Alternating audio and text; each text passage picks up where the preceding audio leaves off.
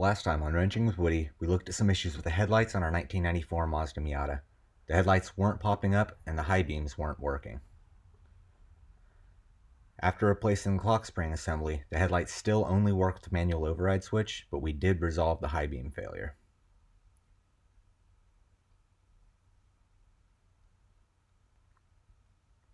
So now that our high beams are working again, today we're going to be looking at the relays for the pop-up headlights.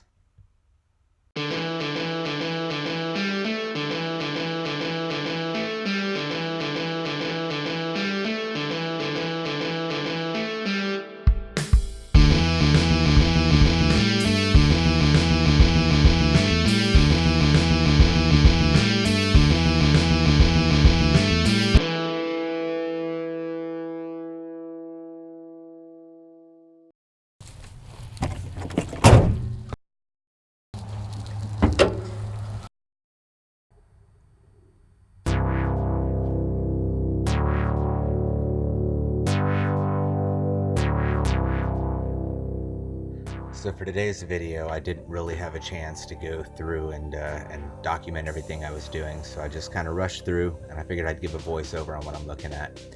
So at this part of the video, I had removed the cover carefully after I had located the lighting fuse box on the driver's side fender well. So to begin with, I started looking at the connections, seeing if there was any dirt or grime built up or any loose connections. And it looked like there was quite a bit of grime in there, and some of the relays felt like they might be a little bit loose.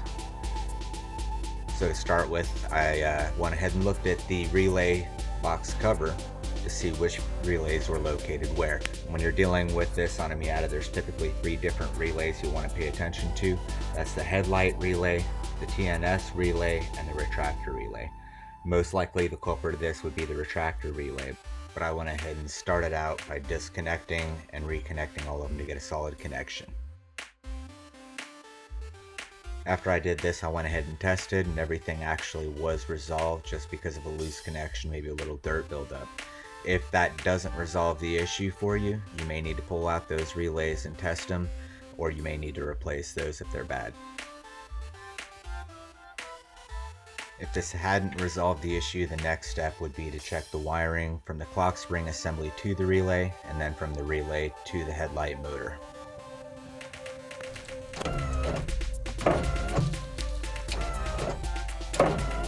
So there you can see both the manual override button as well as the headlight stalk are both operating the headlights to go up and down.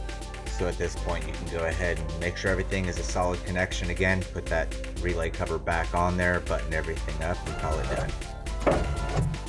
Sorry for such a short video, but like I said, I was in a rush to get this done. It was a pretty quick, simple, and dirty project, so just ran through it, and we will hopefully see you next time.